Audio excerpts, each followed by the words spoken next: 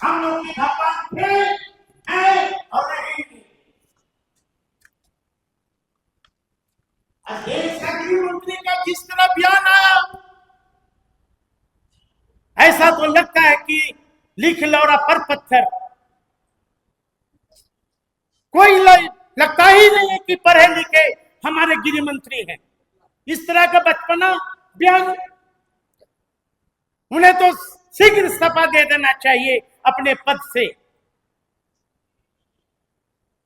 और तमाम जो हमारे अनुसूचित जाति के सांसद हैं 131 131 सभी को इस्तीफा दे, मैं इन लोग को मांगना चाहिए सदन में। एक व्यक्ति नारा देता है कि मैं तो शेर का बेटा। आज कौन सा बिल में घुस गए भाई? शेर का बेटा अपने आप को कहने वाले उड़न खटोला से पटना आते हैं, नीतीश कुमार जी को पानी पी पी कर पोसते हैं। आज उनका मुंह चुप क्यों है? क्यों नहीं देश के गृह मंत्री से वो इस्तीफा मांगते हैं?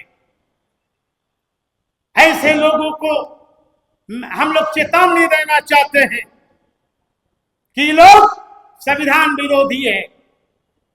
जो व्यक्ति का बयान आता हो संपन्न दलित आरक्षण छोड़ दे, आज वो आरसीसी से चुनाव लड़ रहा है।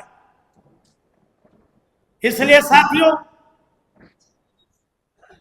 हम यही कहना चाहते हैं इस देश के प्रधानमंत्री जी से कि तत्काल देश का होम गृह मंत्री देश के लोगों से माफी मांगे। और देश का प्रधानमंत्री जी से हम आग्रह और अपील करेंगे कि भारत सरकार के गृह मंत्री को तत्काल पद मुक्त किया जाए और देश की जनता से माफी मांगा जाए। बहुत बहुत धन्यवाद। अब अगले हमारे पे आप लोग के बीच माननीय विधायिका रेखा देवी जी आएंगी, वो संबोधित करेंगे। रेखा जी।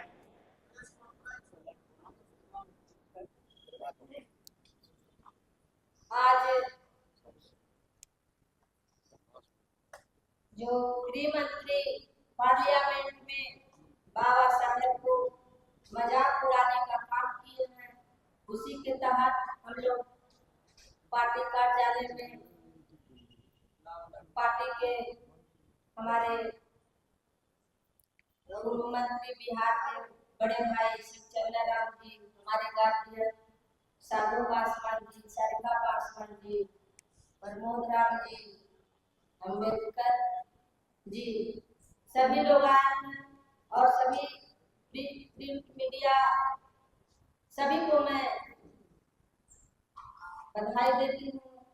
और हम निंदा करती हूँ कि जो आज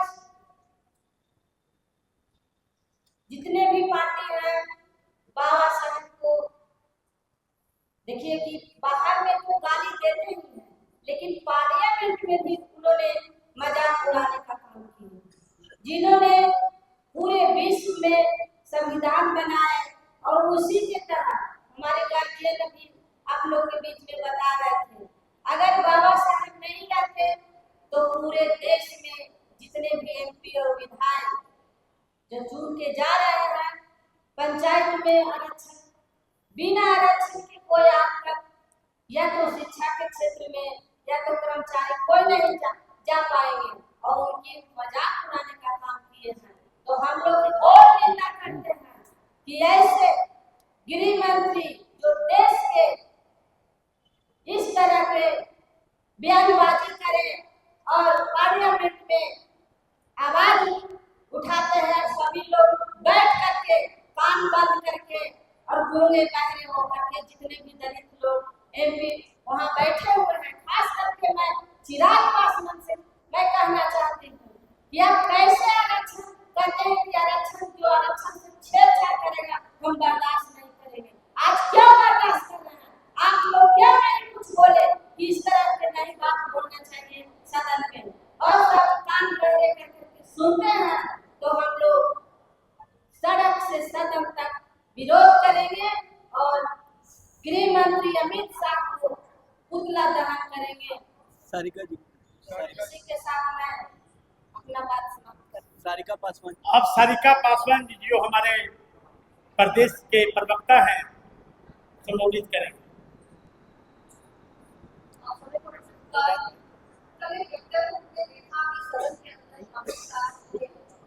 कहा कि अम्बेडकर का नाम जितनी बार लेते हैं, अम्बेडकर अम्बेडकर अम्बेडकर एक फैशन बन चुका है। और अगर अम्बेडकर के जगह पर भगवान का नाम लेंगे तो इनको स्वर्ग की प्राप्ति होगी। मैं इन चरित्रधारी गैर और उनके कठपुतलियों के साथ कहना चाहती हूँ कि अम्बेडकर का नाम कोई फैशन का नहीं है। फैशन में लिया गया कोई नाम नहीं है, कोई विचारधारा है, कोई न्याय है जिसको कि समझना भारतीय जनता पार्टी और आरएसएस और मनुस्मृति को मानने वाले उनके रास्ते पे चलने वाले लोगों की बुद्धि की बात नहीं है।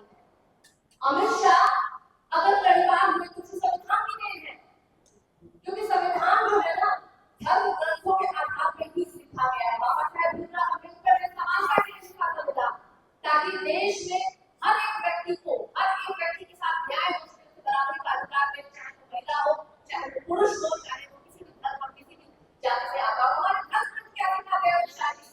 अमित शाह जी को पता नहीं होगा कि हमारे धर्म में चाहे जितने भी महाभारत, रामायण और गीता है उसमें क्या लिखा गया है कि मनुष्य को बराबरी का अधिकार होना चाहिए, किसी के साथ भाईचारा होना चाहिए, प्यार होना चाहिए, मोहब्बत होना चाहिए। लेकिन क्या ये भाषा अमित शाह जी समझते हैं? क्या ये भाषा मोदी जी समझते हैं? क्या ये भाषा आरएसएस और भारतीय जनता पार्टी समझती है? निश्चित रूप से नहीं समझती है, क्योंकि इन्होंने तो हमेशा ही नफरत करने का काम किया है। इन्होंने जो लोगों को कटिंग किया है, लोगों को कैसे एक दूसरे से काट के अलग करना है। और आज उनके सदन में जिस बाबा साहेब भीमराव अम्बेडकर का माहौल होना है, उनको ये समझना होगा बाबा साहेब भीमराव अम्बेडकर सिर्फ नाम नहीं है, फैशन नहीं है, ये पूरा देश है। बाबा साहेब भीमराव अम्बेडकर के लिखे गए संविधान के आधार पर ही चलता है। आज अगर सदन में जब हम जा रहे हैं तो सदन में अगर ग्रहण कर रहे हैं तो उसी संविधान को हाथ लेने का शपथ ग्रहण कर रहे हैं और शपथ पा रहे हैं उसी संविधान में। और इस तरीके से उसी सदन के अंदर संविधान रचयिता का मजाक उड़ाना, मखौल उड़ाना ये दिखाता है कि अमित शाह या भारतीय जनता पार्टी के लोग कितने पुरखे व्यक्तित्व के लोग हैं, कितने घृणित मानसिकता के व्यक्ति हैं। इनके लिए एक ही बात कह सकते हैं हम लोग, बार-बार कहते हैं, हिंदुत्व की बात करते हैं, प्रभु की बात करते हैं, तो प्रभु और हिंदुत्व की बात करने वाले लोग आपको ये समझना चाहिए कि बाबा साहेब भीमराव अम्बेडकर प्रभु के भेजे हुए दूत थे, जिन्होंने संविधान को लिखा। उस संविधान में जिन्होंने बराबरी का अधिकार दिया, भाईचारा हर एक व्यक्ति के लिए दिया, दलित और पिछड़ों के लिए नहीं दिया उन्होंने। सामान्य वर्ग हो चाहे कोई वर्ग हो, सभी के लिए वो संविधान लिखा गया। और संविधान को मैं कहूंगी एक बार अमित शाह जी को कि जब फुर्सत में आए कभी तो पढ़ जरूर ले। अगर पढ़ लिए होते तो शायद आप लोगों ने जो भाषा का इस्तेमाल सदन के अंदर किया है वो करने की कुछ जरूरत नहीं मिले। लेकिन अगर जरूरत उन्होंने कर दिया है तो 90% भारत के देश की आजादी आबादी जो है उनको जवाब देगी। अभी तो पुतला दहन हो रहा है, भारतीय जनता पार्टी का भी दहन होगा। और जो सपने और जो ख्वाब लेकर के वो सदन के अंदर गए हैं, निश्चित रूप से ख्वाबों को हम लोग राजधानी करेंगे, जिसका नाबूद करेंगे। ऐसे विचार वाले लोगों को हम लोग पटक देंगे जो हम लोगों के बाबा साहेब भीमराव अम्बेडकर संविधान रचयिता, जो देश हमारा भारत देश के संविधान के आधार पर चलता है, वो निश्चित रूप से ऐसी भाषा को स्वीकार नहीं करेंगे। हम लोग उसकी घोर निंदा करते हैं, आपत्ति व्यक्त करते हैं। हम लोग मांग करते हैं देश के प्रधानमंत्री नरेंद्र मोदी जी से कि अगर आपके अंदर न्याय के भाव है तो अविलंब अमित शाह जी को पद से हटाया जाए, क्योंकि ऐसे व्यक्ति को गरीब मंत्री के पद में रहना कतई भी स्वीकार नहीं है। 90% आबादी को स्वीकार नहीं है, 90% की आबादी को इसका विरोध करती है। और मैं 121 सदन में बैठे हुए दलित और आदिवासी सांसदों से ये पूछना चाहती हूँ कि ऐसी अपमानित बयान के बाद वो क्यों चुप है? क्या उनके गले सूख गए हैं? क्या उन्होंने अपनी जीभ काट के गुलामी उन्हें सौंप दी है भारतीय जनता पार्टी को? अगर उन्होंने सौंप दी तो मैं उनके अंदर वो याद दिलाना चाहती हूँ कि अगर वो सदन में बैठे हैं इसी संविधान की बदौलत वहां बैठे हैं, तो कम से कम आज जब बाबा साहेब भीमराव अम्बेडकर का इतना माहौल उड़ाया जा रहा है तो कम से कम आप जल्दी अपने अंदर की जमीन को जगाइए। अन्यथा आपकी स्थिति पुनः वही हो जाएगी जो सालों पहले थी। गले में मटका बांधा गया था, पिछवाड़े में आपकी झाड़ू बांधी गई थी, आपको गांव में दूर रहने के लिए मजबूर किया जाता था। अगर आज भी करना चाहे तो मनुस्मृति वापस देश में कायम हो जाएगी।